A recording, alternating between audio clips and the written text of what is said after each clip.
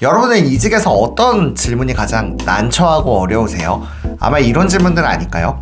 상대적으로 이직이 많은데 이유가 있으세요? 이 직무 경험해보지 않으셨는데 어떻게 하실 수 있으세요? 그리고 공백 기간이 좀 긴데 어떻게 보내셨어요? 방금 전까지 자신있게 대답을 하다가 이 질문을 받게 되면 순간 주저하고 말리는 경우들이 많이 있습니다. 또 나름 물어볼 것 같아서 모범 답안을 준비했는데 원론적인 답변이라고 반격을 당하는 경우들도 많이 있어요. 즉, 내 약점에 대해서 면접에서 물어볼 텐데요. 그렇다라고 하면 어떻게 면접에서 왜 이런 약점들을 물어보고 그리고 어떻게 대응을 하면 될까요? 그래서 오늘은 준비했습니다. 면접에서 내 약점을 물어뜯을 때. 면접에서는 왜 이렇게 난처한 질문들을 많이 할까요? 근데 이것에 주눅들기 전에 먼저 좀 세 가지를 기억해 보시면 좋을 것 같아요. 그냥 보는 면접은 절대 없어요. 제가 정의하는 채용은 같이 일할 동료를 뽑는 과정이에요. 그 가운데 서류는 스크리닝이고요. 이제 면접은 셀렉팅입니다. 결국 동료로서 가장 적합한 한 분을 뽑는 거죠. 면접을 위해서 회사에선 꽤 많은 시간을 투자를 해요. 면접관들이 그 기업에서의 최소한 파트장, 팀장 이상의 핵심 인재 분들이거든요. 그냥 시간이 남는 분이 면접을 보는 경우 없어요. 또 대부분의 면접은 1대 다로 진행을 하죠. 회사 입장에서도 상당한 투자를 하고 있는 겁니다. 그냥 보는 면접은 없어요. 그 순간만은 회사도 여러분한테 진심입니다. 두 번째로 그 약점을 회사에서도 너무나도 잘 알고 있어요. 그냥 보는 면접은 없다라고 했잖아요. 여러분의 그 약점, 이직이 많은 것들, 이직이 잦은 것들, 공백 기간들 모두 다 서류에 명기되어 있는 것들이에요. 여러분도 걱정하는 것들 회사도 이미 알고 있습니다. 그럼에도 불구하고 면접을 본다라는 것은 그럼에도 여러분이 자격이 있다라는 거예요. 그렇다면 왜 서류에서 다 나와 있는데 그것들 왜 그렇게 물어볼까? 결국 면접은 셀렉팅이라고 말씀을 드렸잖아요. 그 셀렉팅의 가장 중요한 것은 확신을 주는 거라고 생각합니다. 그 확신이 여러 가지가 있겠지만 저는 첫 번째는 준비고 두 번째는 태도라고 생각이 돼요. 제가 정의하는 태도는 그 상황을 해석하고 반응하는 능력이라고 생각이 돼요. 회사에서는 제한된 기회로 여러분들을 평가해야 돼요. 단 2번에 또한 3번의 기회로요. 그렇기 때문에 회사에서는 때로는 PT로, 때로는 케이스로, 때로는 압박 면접으로 여러분들의 태도를 검증하려고 할 거예요. 그만큼 면접이 그리고 동료를 뽑는 과정이 중요하기 때문입니다. 마지막으로 여러분이 그 경험해보지 않은 것들 과연 여러분 역량의 부족일까요? 물론 그런 경우도 있을 수도 있겠죠. 하지만 그렇지 않은 경우들도 있어요. 예를 들어 볼게요. 여러분이 만약에 대행사 출신인데 아니면 경영 컨설팅 펌에서 근무를 하시는데 인하우스로 들어간다라고 해볼게요.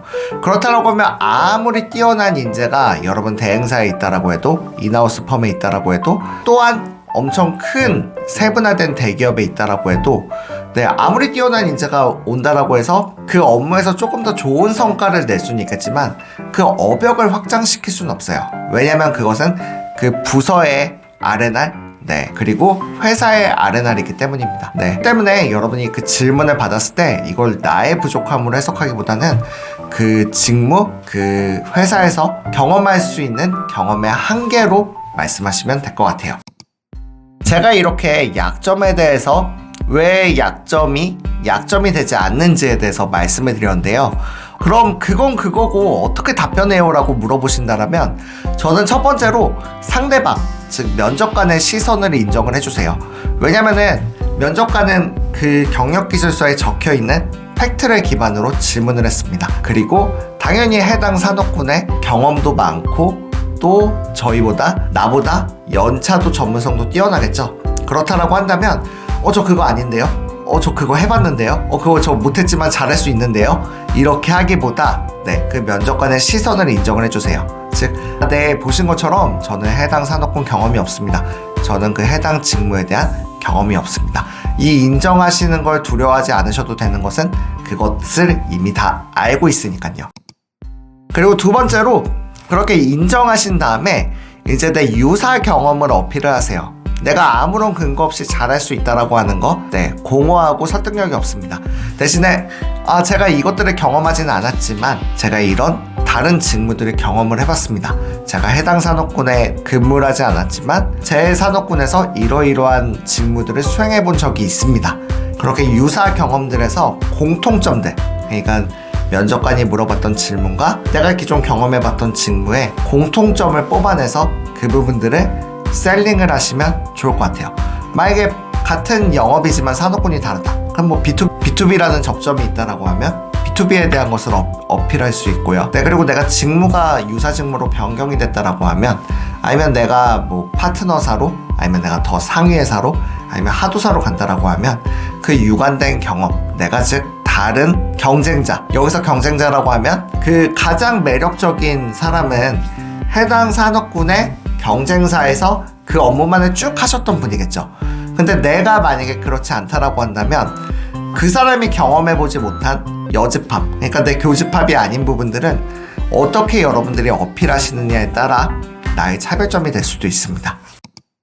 세 번째, 그렇게 뽑아낸 교집합과 이제 찾아낸 차별점, 여집합을 같이 파시면 좋아요. 네, 이것을 여러분들이 아시는 것처럼 메시지가 같더라도 메신저가 어떤 확신을 갖고 전하느냐에 따라 파워는 다르거든요. 그 가운데 여러분들이 준비하시고 여러분들이 확신을 가지시고 전하시면 경쟁자하고는 다른 차별점이 될 수 있다고 생각이 됩니다. 실제로 해당 산업군 경험이 없으신데, 또한 해당 직무 경험이 없으신데 그럼에도 불구하고 합격하시는 분들이 있으세요. 그분들의 특징들을 보면요, 먼저 방어적이지 않아요. 내가 부족한 부분들에 대해서는 쿨하게 인정합니다. 그리고 그것들에 결코 위압감을 느끼거나 그것들에 쭈그러들지 않아요. 그리고 두 번째로 논리적입니다. 절대 감정적으로 대응하거나 설득하지 않고요. 논리를 기반으로 답변을 합니다. 마지막 세 번째로 자신감이 있습니다. 면접에서 중요한 거는 확신이라고 말씀해 드렸잖아요. 우리도 어떤 사람이, 우리도 과일 하나를 사더라도, 컴퓨터를 사더라도, 아니면 음식점을 가더라도 주인이 그 맛에 대해서, 품질에 대해서 확신이 있는 분 거를 사겠죠. 우리도 어떤 포지션에 지원을 할 때 여러분들이 어떤 확신을 보여주는가에 따라서 여러분의 신뢰도는 달라질 수 있습니다. 한번 정리해 볼게요. 모든 사물에는 명과 암이 있습니다. 같은 객관적인 수치라도 어떻게 받아들이는지가 다르고요. 내가 만약에 장점이 있다라고 하면 당연히 그에 대한 단점들이 있죠. 내성적이다, 신중하다, 같은 말인 것처럼요. 만약에 상대방이 내 암을 본다라고 하면, 내 어두운 부분을 본다라고 하면 그 부분을 쿨하게 인정하세요. 그리고 내 명을 볼 수 있도록 시선을 돌려줍니다. 여기서 주의해야 될 거는 내 암, 내 어두운 부분을 본다라고 해서 여러분도 그 질문에 매몰되면 안 돼요. 여러분이 매몰되면 면접관도 거기에 대해서 계속 꼬리에 꼬리를 물고 물어볼 겁니다. 여러분 마지막으로 기억하셔야 될 게 자격이 있으시기 때문에 지금 그 자리에 있으신 거예요. 그렇기 때문에 꼭 자신감을 가지시고 대응하시면 좋을 것 같습니다. 오늘도 시청해 주셔서 감사하고요. 여러분 어려운 시기지만 분명 잘 되실 겁니다. 이직의 정석 정구철입니다. 감사합니다.